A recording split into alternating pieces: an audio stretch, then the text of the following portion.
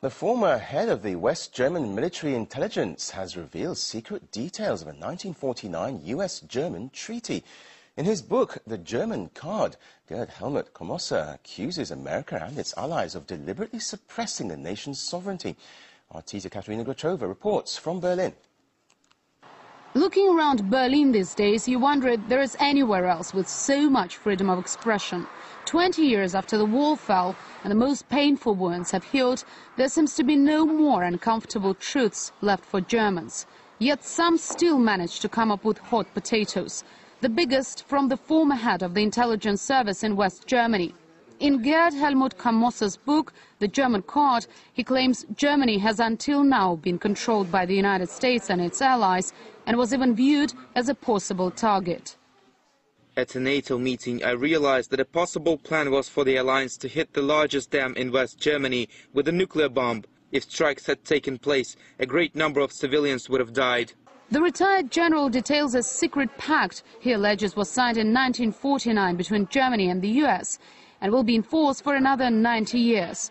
Komossa says this secret agreement means that all political parties in Germany are supervised by a special Washington-based body, that the country's army takes part in all NATO missions at first demand, and that all German gold reserves are stored in New York.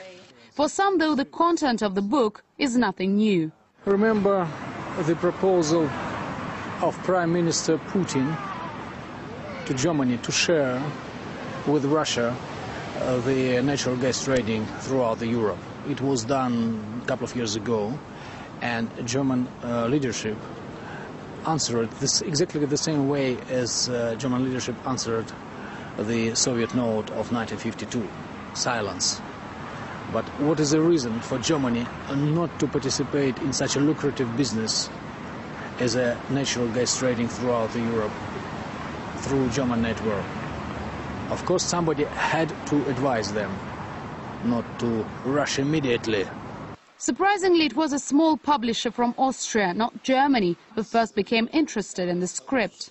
My personal opinion, it was obviously clear that the Democratic Republic of Germany was not a sovereign country, that it was really under the rule of Soviet Union. And if it comes out that also the Federal Republic of Germany was not a really sovereign country, I think it can change also the discussion about the history a bit. Reviews by the first readers quickly turned into heated debates on German television.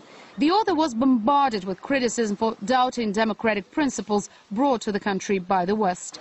As a result, Komossa refused to give any more interviews and has even apologized for some uncomfortable chapters in the book. It's not every day that a chief of intelligence discloses secrets about a political regime. With some good promotion, this book could become a bestseller. But in Germany, its distribution is up against some difficulties. The country's biggest bookshop, Dussmann, which is also a cultural foundation, has refused to sell the book at all. The contents of the book, though, will soon be available to millions more readers. The German Card has recently been translated into Russian. The publisher expects strong sales and believes the most heated debates are yet to come. Katerina Grachova, RT, Berlin.